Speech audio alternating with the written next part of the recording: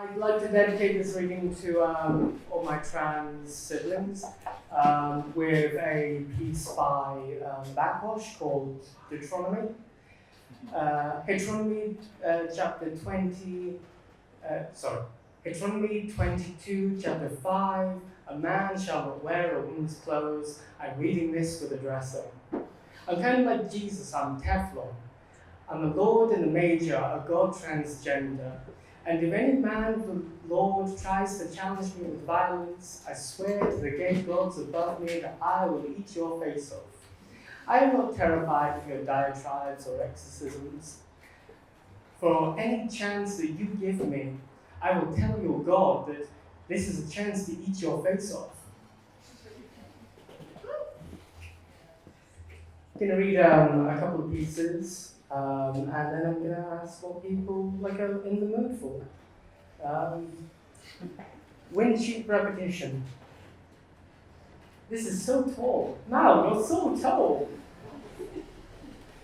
Wind sheet repetition. Refolding immediate loves into sheet metal, can I offer you a long-term warranty on that burnishing? Excessive polishing is just as bad as inattention, though that's aesthetics for you, getting all caught up at typo. I've been as artificial as that son of a bastard, and drunk as him too, and after all, you caught my latest batch of drifting nightly 3-piece penny theatres. It's romance, it's romance, it's an ode about romance. Sincerely compassionate you. Imagine this in the voice of Gilderoy Lockhart. I sincerely compassionate you, folding like a lyric reflux. You mistook an eye for an eye, and now there's little but love to play with. Though where's the reader in all of this? We must imagine they're sat beside us with a soft grin and a handful of numbered pages. As their tendering gives all the wrong information. Though to be honest, we couldn't be any happier about it. Consolidate. From here, the lilacs appeared as nearby lakes, tactile recession into blue. They struck a deal with the sky on one of its good days to reduce the cluttered social landscape of one bloom beside another when seen from here. There was talk of a lyric blur, taking my mind beyond image into silence. But no siree. This is pastoral with no pastiche, just natural, real blue. This is a poem about Kent. That fucking hell of it. Polished coteries. Trashed plus playful, pull up your real velvet curtains and open onto the scene's age. It will be a hand-painted backdrop for the next Garden of England, with its truck lanes and paint fires loitering through each of the primary colours of moss, forests, dirty fingernails, warehouse doorways, and the industrial guttering called Ashford. Tell them not to stay out or stay in, just make a deal to step away. Tell your children what a mortgage is to a king, then what a king is to a provincial landlord. Tell them what a landlord is to the state of this last year's roundabout memorial poppy arrangements. I really fucking hate Kent. So what mood are people in for tonight? Give me a couple of words and I'll see what poems I have from the sonnets. We have spring and summer. Anyone? Come on, I'm not going to bite. I might bite. Angry? Okay, cool. I can do angry. Can I do angry? This is actually a real tough version of this. An angry sonnet. What a wonderful thing. Sorry, I didn't think that was it. No, it's fine. Okay, so I'm actually going to do one about a place I love called Cambridge.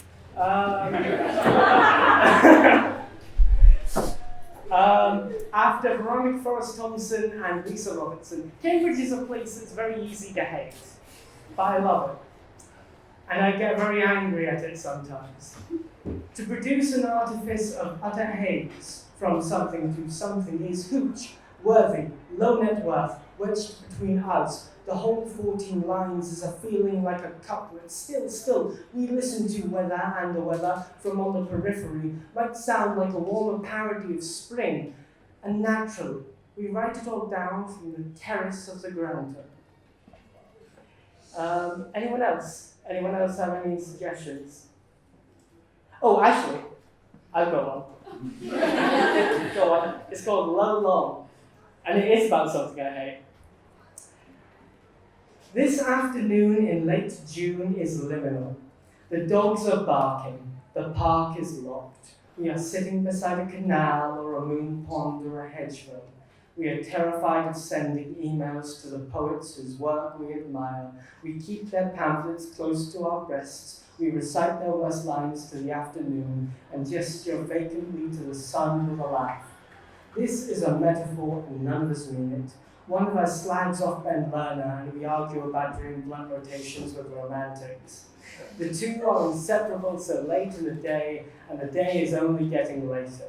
The sky is only getting lower, and our teeth are only getting longer. If Ben Lerner is in the room, I'm so sorry. Fuck off. Gonna read I'm gonna read a poem about another thing I hate, actually. Thank you for opening up this wonderful thing. It's called the Cherry Tree after a pub in Canterbury. And if anyone's been to the Cherry Tree in Canterbury, you'll know what this poem is about. Established as a couple of Swiss Army knives, we were kept busy replacing the hooch with pig fuckers in the shade of a cherry tree. We watched another mauling behind the pub wall and slipped in between each and every crack of the alleyway sheet ice. I suppose this was the right level of anxiety for the time, logging into Universal Credit and reading Sean Bonney's letters during the breaks of weekday hangover cycles, or else spending weekends at the volunteer job for the homeless charity was shut at the middle of winter because they found a handful of needles in their bathroom, and they called it an appropriate and measured response to another's flesh. And not well, I don't know how many people they killed that winter, or how many people they killed since spring. Should have read that one for the angry poem, actually. I've not timed this at all. So if someone who is timing it could just give me like the cut-off signal at an appropriate time, I would really appreciate it. Does anyone else have any suggestions? Hope. I appreciate it. I mean, this, sure, let's go. This one is called House Party. We're all hopeful when we go to a house party. Are we? How to be anything less than referential. Set the scene right. Spend a small fortune on hooch. A pinker fortune in the sky. Remember to have forgotten to eat again, so all your days may be closer to nights and your nights closer to the dawn. Safely keep a tab of acid that love slipped into her pocket till the sun comes up and she asks for it back at 9 a.m. And remember to have forgotten to confess to her when another love catches you busy for a month in the doorway. It could be a learning experience, or a bit of pill, or a reminder to keep these hours clear till dawn. Oh, you're so lonely. And you end up in bed with someone else again. So when you look up into the dawn's pink intoxication and she knocks on your door with the trill of an alarm or a lark, do you remember? And then this is a remix of that poem. If I can find it. There's so many poems in these sonnets. Get a real deal if you buy these sonnets. They're available on the table over there. I work in marketing, this is my job now. Where did I put this? I know I included it in here somewhere. House Party, Citrine Remix.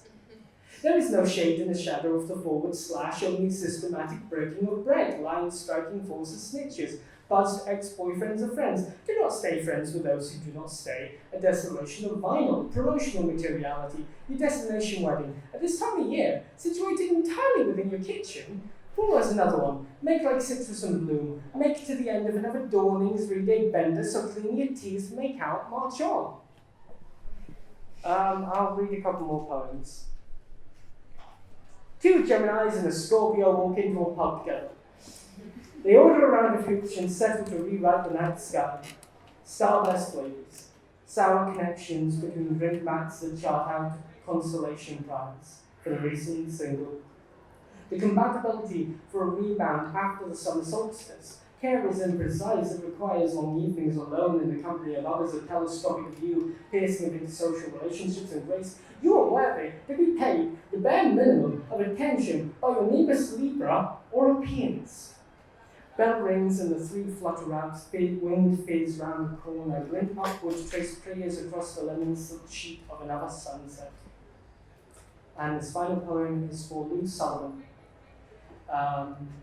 For those who don't know Lou Sullivan, he was a wonderful trans activist who was instrumental in setting up a support network in America for FTM individuals. And it's called Lou Sullivan, I Love You. I sent a letter. Did you receive it across that big blue sea of yours, sitting on your bed in your white tie and those shining black shoes, the sun carving its way through the curtains like your smile? Because I heard about you through a friend, sitting in a toilet cubicle of a warehouse with a broken lock, and I knew it was too late to send anything but a little song like this. I didn't know what to do then, and sometimes I still don't. So I wrote just to say, I love you, Lou Sullivan. Thank you.